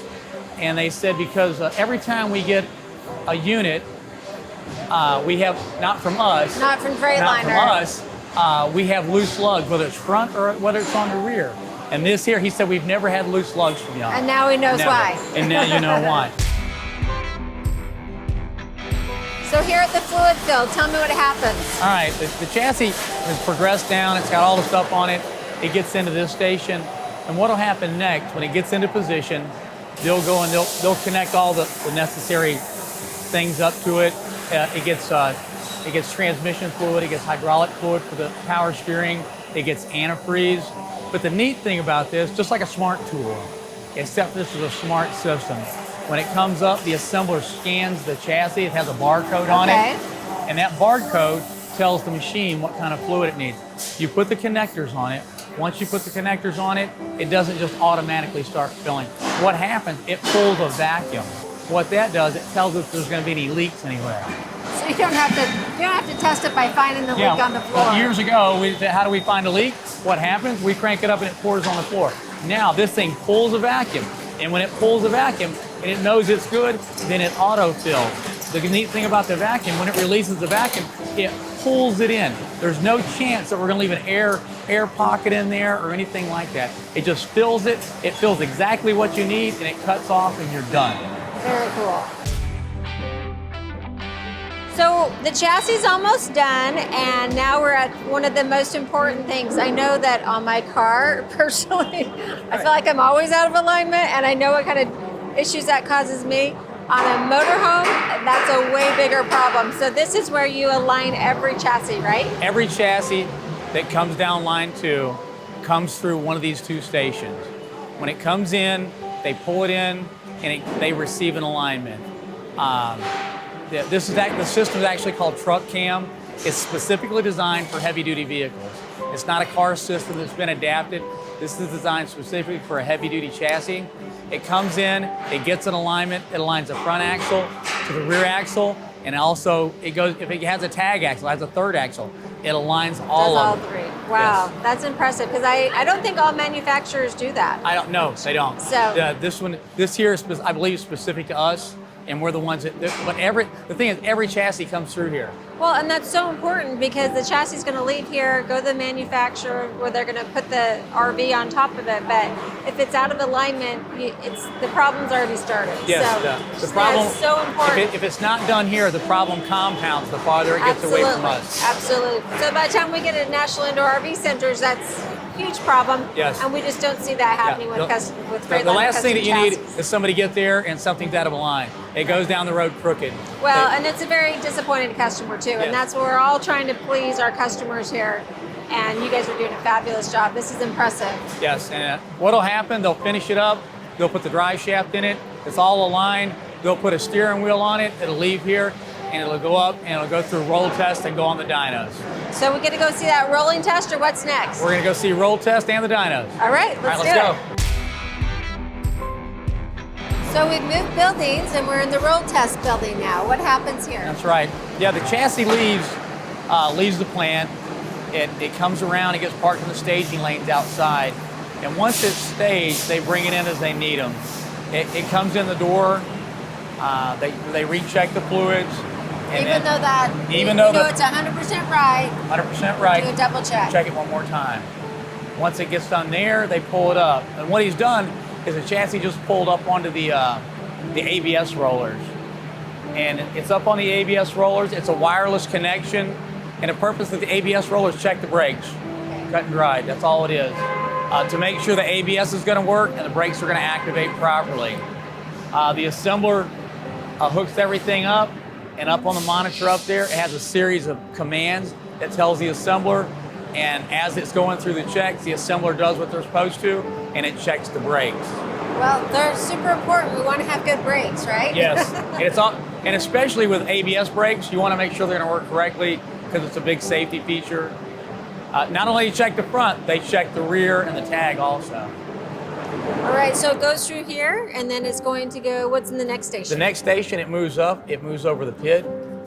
Even though we've torqued everything down in the plant using all the smart tools that we have down here, we check them one more time, because once the chassis is rolled over, we set the weight down on it, it can cause the suspension to relax, and once it relaxes, just check it one more time. Just it make may sure not be everything's nice and tight. Maybe half a turn, maybe not. After it leaves the pit, it moves across the breezeway and it goes onto a dyno. Dyno, all right, that sounds exciting. That's right. It gets chained down, they put covers over the wheels. There's a series of checks they have to make. If we say it'll run 80 miles an hour and it'll cruise at 80 miles an hour, and it puts it under a load like it's running down the road, and they make it cruise at 80 miles an hour. If we say it has 500 wheel horsepower, they can check wheel horsepower.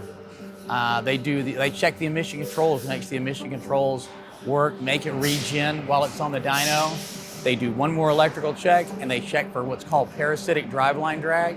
And if it passes all of that, then we can release it. All right, well, let's go over and check that out. Let's go. All right, so we're here at Dyno. What's gonna happen here? What's gonna happen here is they pull the chassis in, they've chained it down on the dyno, and they've connected it. And what they do now is they run it through a series of tests. They'll run it, you can hear it. They start running through, they'll check emission controls, they'll check it for cruise control if it has cruise control on it. They'll run it up to make sure the emission controls are going to work correctly, and it'll regen just like it would on the highway. So it's basically like a road test, but it's in a stationary position. Right, it's stationary. And what this does, it checks to make sure that all our CAC hoses are on tight, nothing's going to leak, things are, They like can visibly watch it just while it's stationary. If it's going to come loose, it will come loose here, because it's not just sitting there spinning. What it is actually under a load. So like I said, if we're going to check horsepower, we have to check it that way. Okay. Check emission controls, they check for driveline drag, and if it passes all that, then what can happen is we can release it. Okay, so at this point, you don't have to do a road test. This is actually the road test. We're done. Very cool. This is the last step.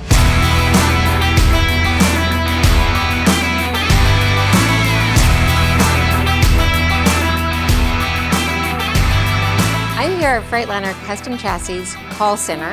I'm with Tony Cloninger. And Tony, what is your job title here? I'm the customer support manager for Freightliner Custom Chassis. RVs, walk-in vans, school bus, product lines. And part of my responsibility is to run and maintain the call center with the help of these fine people. Wow. And how many years have you been with Freightliner Custom Chassis? I've been with the Custom Chassis Group for about going on 2 years now, but I have experience in Daimler Trucks North America for over 23 years. I've been so impressed with everyone's tenure at Freightliner Custom Chassis. So tell me everything that happens here. I know this is your 24/7 call center, which is huge, huge, huge to customers. So just explain what that means. I mean, obviously 24/7, but who answers the phone call when one of my customers calls in here? Well, if we told you everything, the scope of that is really too long to probably go into in this conversation. But again, what we do is we handle phone calls from multiple groups. We have commercial vehicle employees here or agents, and they answer calls from, those people who have walk-in vans. We also handle calls for school buses, but probably the highest volume that we have in the call centers comes from our RV folks. Sure. And again, what you'll see in that, it's a very personal, very one-on-one type of situation because those folks have our hotline number, and when they call in, it's usually a situation they're addressing personally with us. So it is a situation that is unique, and again, one of the things that we do is we provide this service, 24 hours a day, 7 days a week. So if there is an individual that's out there, they're going to get a live body to come to them. It might take just a little bit, but our call times right now are very, very quick, and we do try to get to everybody. Well, I think that's so impressive. Not only are they getting to a person that's going to actually answer the phone, not just someone that's kind of farmed out, you farm an answering service. You're actually getting someone. And tell me about the tenure of most of your employees here. Well, we have a lot of experienced people. This is not a job that you can come into just straight off the street. What we tend to do here is we tend to take people with a lot of experience both in our plant operations and then through other departments within the organization, and we have about 15 years average of experience, but we do have some folks in here with 30 plus years. So for us, having that experience, that's one thing, but also having that ability to talk and interact with our customers, that's not a learned trait. That's something that comes naturally to people, and so we really, really focus on that. That's huge, to have that 24/7 service plus the experience behind it is huge, huge, huge to RVers, as you know. So tell me about what happens when a call comes in. How's it typically handled? What if they need a part? How does, tell me what. Well, when people call in, they use the 1-800-FTL help number to come in, and there is a queue that comes in because that number services a lot of different organizations, but the Freightliner Custom Chassis Group is listed primarily in there. I think we were first on the list. And when it comes in, they will be directed to where to go. So if they're an RV owner, they'll get a queue and they'll come to us. And at that moment in time, we start our clock. And we try to make sure that we get a live voice with that customer within 2 minutes. So is that what's happening on the screen behind me here? We have metrics within the group. One of the things that we want to do is we want to make sure that we are interacting with our customers in a timely manner. And this helps us. Well, we'll be able to sit down and see who our agents are. We'll be able to see what time the calls come in. We'll see who's on call. We'll see what time they are averaging to answer those particular calls. And then also what we're doing in here is that we're making sure that the information that's coming in, okay, that we're able to learn from it. And again, we review this information with our employees. If you'll see Alex Hampton with 13 calls, he's the leader at this point in time, okay? But again, in the job that he's in, he may be getting a lot of calls, whereas some of the more complex issues, okay, those may be lesser in time. So for us, this is a way for us to become better every day. That's great. I love that. So you're kind of watching the calls, and then I know that you can't say on a everyday basis. So typically, how many calls do you think you handle here in a day? It depends on the season. Again, right now this is a down portion of our season, so we'll average almost 400 interactions a day. Wow. And then in the summer months, that can jump up to 700. We have even seen 800 at one time or two. Wow, that is amazing. And I know how important this is. I recently had customers that have a Freightliner chassis that had an issue, that had a call. They were able to get a live body, live person on the other end of the phone, and that's huge. And then you're all able to help them, and just makes a complete difference of the whole RVing experience when they feel like they've got support after the sale, and that's what you guys do so well. I think that's the point we're the most proud of, and especially the people in this part of the organization. When I came in, I didn't know the magnitude of what they did, but again, to have a person available for an individual in need at any time of the day, any day of the week, holidays, whatever, that is something that I can't see any of our competitors matching. And again, it is something that doesn't come free. It is something that we invest in. But the benefits that we get from it just keep paying us back time and time again. So we've proven having this type of service, okay, brings our customers back to us. And then the other thing that I think is important to mention is the infinite service. It doesn't just end with the first owner of that RV, correct? No, I've got a call the other day from an individual who had a unit that was 20 years old and looking for assistance, okay? And this is well past the warranty period. But our team is very, very well versed, okay, in going into our legacy information and determining, okay, what does he need? Where can we get it? Do we have parts on stock? And we've anticipated some of that, so we've been able to plan from the past to prepare for the future. But again, if you have one of our chassis, you know, it's for life. So we will support that product. That is huge. That is huge. So Tony, if I'm calling in and I've got an issue, what are the key things that I need to have, information that I need at my fingertips to help you help me? Well, the first thing we're going to ask you is if you're in a safe position, okay? We do not want you to jeopardize yourself. So again, if you're off the side of the road, are you in a place where you're not going to put you or your passengers at risk? So we will verify that up front. The second thing is that we'll need is your VIN, your vehicle identification number. That's how we do everything in this organization. With the VIN, we're able to pull up the history of your unit. We'll be able to pull up any warranty records. We'll be able to pull up any issues or concerns. We'll also be able to sit down and identify the parts that are associated with your vehicle, and that gets the ball rolling for us. You know, the other thing that you need to do is that most everybody is not super technical, okay? Right. So when we go back through, we will walk you through and we will ask you and we'll determine your level of knowledge on your vehicle, and then we'll adapt to that. The biggest thing is just that be careful in what you say, make sure that you're reading the numbers to us correctly, okay?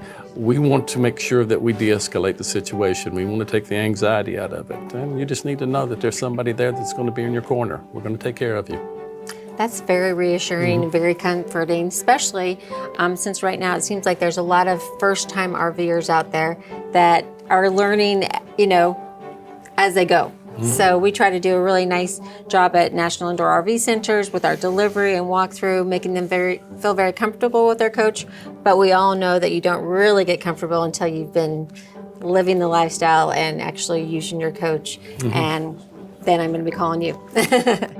So if a customer calls in, like that customer that's had his coach for 20 years and he needs a part, what's your process for finding that part and getting it to him? Well, one of the things we have to do is we have to go back to the vehicle specification. We have to understand, okay, where was his unit at that time frame? What was it built with? And again, our units go through changes over time, so we have to pinpoint exactly the specification that it was built to.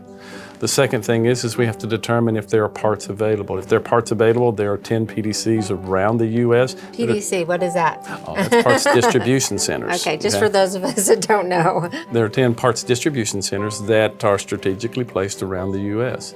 And we try to pinpoint the one closest to a particular issue so that we can get the parts there as quickly as possible. We have had several times where parts were not available to PDCs. But again, we know who the suppliers are, and we've been able to go back through and determine if a supplier can go back through and fabricate that part.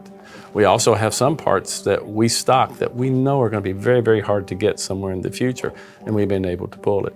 But I think the biggest strength of FCCC is just that if there's an issue, there is a concern, our manufacturing plant will step up and help us. It will provide a part when needed. Wow, that is impressive, and we have experienced that at National Indoor RV Centers, where a customer needed something the next day, and Freightliner overnighted the part to us. We were able to get the part and have it there for the customer's delivery. He was able to take his coach. Huge, you know, just said so much for his customer experience and the start of his relationship with Freightliner and with National Indoor RV Centers. Made him so happy. So we love that. And the fact that you have 10 distribution centers across the country is pretty huge too. Well, for us, like I said, we know the strengths of that system, and it is a group of people that take a lot of pride in what they do, and we are able to leverage off of their ability to store, ship, and deliver the part within a very, very timely manner. I will say this as well, our group also reaches out to our suppliers, and this may be an engine supplier, this may be a transmission, whatever, and we're able to exert some influence over those groups to help us in times of need. So. Well, I just think that's huge. It's a huge value that you get that's added in value when you buy a Freightliner Custom Chassis. Well, like I said, the pride in this group is probably one of the best aspects of my job, and it is something to actually sit down and watch this team work. They do a very, very good job, and all you'll have to do is just reach out to them and you'll see the type of work they do. At National Indoor RV Centers, we want to make sure our customer feels comfortable coming to us, calling us if they're on the road and they need help. But a lot of times they're going to be in areas where we may not be. So I know that you have a huge dealer network. So tell me about that. Well, in our dealership network, within the Daimler Trucks organization, for all of our product lines, there are over hundreds of dealerships that are out there, but we have 96 dealerships that we focus on as being Oasis dealerships. I saw your Oasis there on your top, so tell the viewer here what that means, because that's pretty important. The Oasis dealership network is a group of people that we work with specifically to provide a better experience for our customers. And specifically when they go in, there's certain minimum requirements that they have to have. Do they have the facilities to accommodate an RV owner? Do they have the infrastructure inside their facilities with parts, materials, and so forth to service that? And do they have the linkage to the necessary systems in there to make sure that that customer is serviced properly? And we work very, very closely with them. There is a group within our organization that is the dealer network. I have 3 people who are focused on going out, assessing dealerships and understanding that dealership's capability. Again, if a dealership loses its focus, then they don't maintain the status. But if they are trying desperately hard to get into the system, we're there to make sure that they get into it properly. But for us, the dealership network is critical. When we have a call that comes in, the first thing we look for, what's the nearest Oasis dealership? How many service centers do you have in all? Do you know that Well, number? from our last count, it was over 450 nationwide.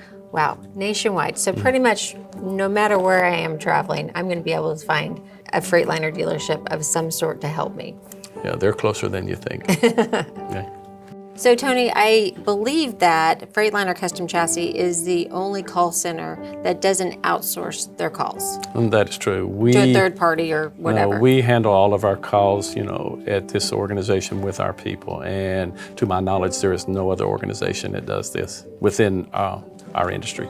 And I think the big thing that we see right now is just that our solutions don't just pertain to our chassis. Customers call in with multiple concerns on other things. It may be a body-related concern. It may be a different manufacturer of a component than what we have on that particular unit. And we just don't want to leave them high and dry. Again, what we want them to understand is that there is truly somebody there that can help them, okay? Having that voice in the middle of the night, that's important for us. So one of the things at National Indoor RV Centers that we're passionate about is having customers for life. And everything that you've been telling me today is, I feel like that is your same goal at FCCC. Well, we see problems as an opportunity to build relationships, okay? And one of the things that you want to know is just that there's nothing that I've ever seen that's been perfect, okay? And it is a process to identify those particular concerns and resolve them. And that's what people are looking for. They're looking for that opportunity to, know, hey, somebody's working for me and taking care of that. And I can give you an example. We had a customer who called in. It was late at night one night. They're trying to make their way home. And specifically what they had was a part off an engine that, failed. So when they called in for that engine component, they said, well, that'll be 4 to 6 weeks out. Oh, wow. So imagine yourself at a location trying to figure out, what am I going to do? I have my family here, and this is really, really not a good situation. So the things that we do is that we worked and we were able within 2 days to get that part to the customer. So that is priceless. You can't buy that, okay? And when you get that type of service, compared in the environment that we live in today with automated systems and you're on one phone loop after another, having somebody that's there that, hey, I got your telephone number, hey, I've got an address, or we call you back. I think that's the biggest thing, is that we try to call them back before they call us. Imagine having that type of security. And that's one of the things that we cherish about our organization. It really sounds like you go above and beyond to create that relationship with your customer and to keep that customer for life. Well, it's very simple. What if it were me? Absolutely. Well, thank you. This has been great, and especially in this day and age to actually call someone, get someone on the line, that's huge. And then to know that you have that huge support system behind you, very impressive. Thank you very much. Thank you, Tony. Thank you so much for joining me today on this tour of the Freightliner Custom Chassis. I hope you've enjoyed it as much as I have. I've come to a whole new appreciation for the chassis and everything that goes into it. Freightliner, their scale and magnitude wows me. Just to, understand the amount of research and development that goes into this chassis so that you have a quality product is amazing. Then let's talk about the way that they build their quality in. They don't inspect it in. So there's little breaks all the way that you saw today, how they are constantly checking their quality and making sure that it has a high standard.